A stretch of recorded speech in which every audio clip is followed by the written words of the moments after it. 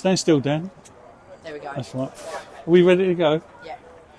So Danny Searle, after 5-1 win at Cray Valley Paper Mill, pleasing performance for you? Yeah, I think we finished really strongly. It's difficult when you've got trialists in the side, and that's no disrespect to them, but just through the fluidity of what we work on in training on a day-to-day basis, although they've been in the building for a little bit longer than a week, it's still difficult when the lads that have already been here and the lads who have known me well know exactly how I want to play. So I thought it was quite slow at times first half, and we gave them too many chances, but I think we saw the difference second half. We came out, we were a lot better, and then to be fair to the lads that came on at the end, there was some fantastic football played there, and we talked about that on Thursday, football with a purpose, and we were certainly purposeful. As a coach, these pre-season friendlies give you a lot of work to do, don't they? I mean, it's not just setting a side up for a game.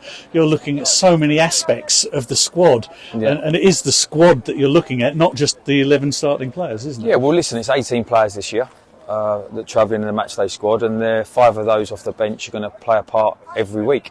So you're looking at 16 players are going to be involved every week. So everyone has to be on board with what you're doing. Everyone has to understand what you're doing. And I think the biggest thing for us is we're drip feeding little positional interchanges, little tactical things in every day, and we're not trying to throw it all in at once. The process is to be built up for the 10th of August. So, and hopefully people saw a little bit more of that today with some of the movements, some of the interchanges of position, some of the fluidity of the play. I mean, credit to them. I thought they were very good tonight, and you can see why they won the league as comfortably as they did last year. So, but no, it was pleasing to watch, and I'm glad we finished in the manner that we should do.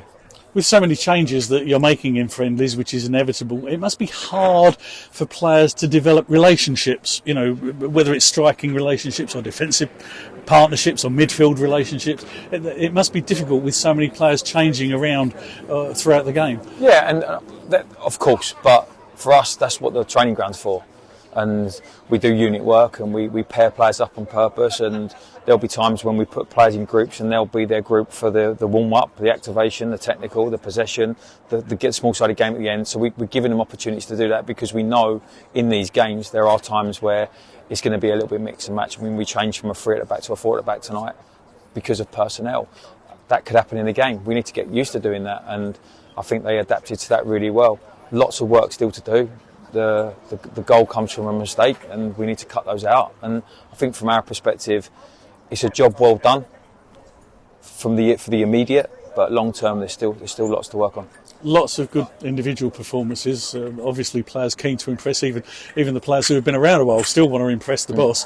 And the goals that were scored were high quality goals, weren't they? Yeah, and do you know what? I think that's what we've tried to do to the dressing room this season. We've tried to recruit players that you're looking over your shoulder if you were here last year thinking, right, okay, I need to really perform, not just in games but every day in training. I need to make sure I'm doing everything right off the field as well, and we're quite fortunate. We've got a very professional group, and I say fortunate, it's been hard work, because we made sure we retained the players that fit our philosophy and our culture, and we've recruited boys that hopefully you can all see that have blended in quite quickly. And if you speak to the lads that were here last year, they'll say to you it's like they were never not here. They're in the group already. So no, look, it's early days. Obviously, we're not going to run away with it, but it's a good start.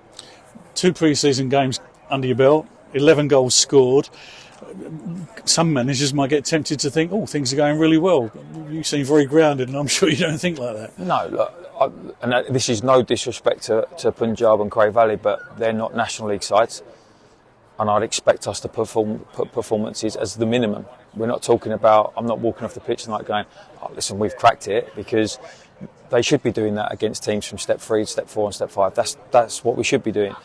There's lots of work to do, and you don't win anything in pre-season. We could win all 8 of our games in pre-season and not be successful in the league.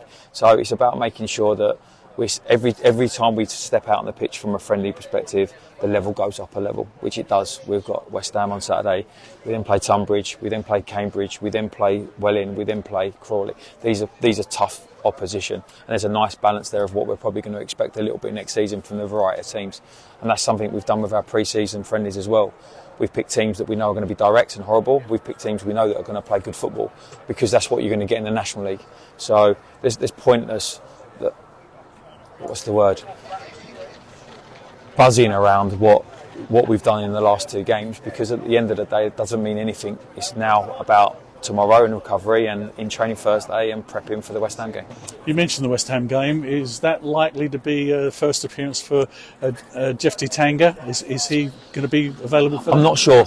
He's making great strides. He was running on yesterday. He's running yesterday. There's no need to rush him. And I think this is the same with the situation with Rax. There's no need to rush anything.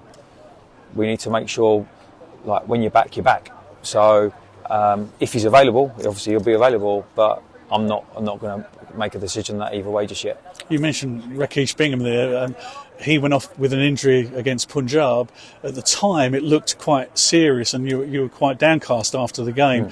Are the signs more positive now? I think it's not good, but it's not as bad as I thought it was.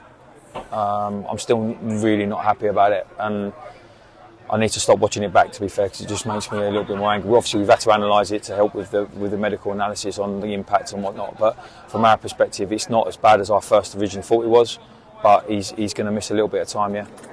Could that affect your thinking in terms of recruitment, perhaps a cover for Rakesh at the start of the season? No, I've made it quite clear that we'd probably like to do another forward anyway, because I like competition.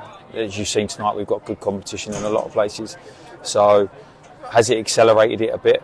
Well, yeah, we know they've got to be in before the start of the season. But again, like I've said to you guys before, you look at the performance of our forwards tonight. We're not in a rush. We'll take our time. We'll make sure we do our due diligence on that, and we'll make sure they fit what we're trying to do.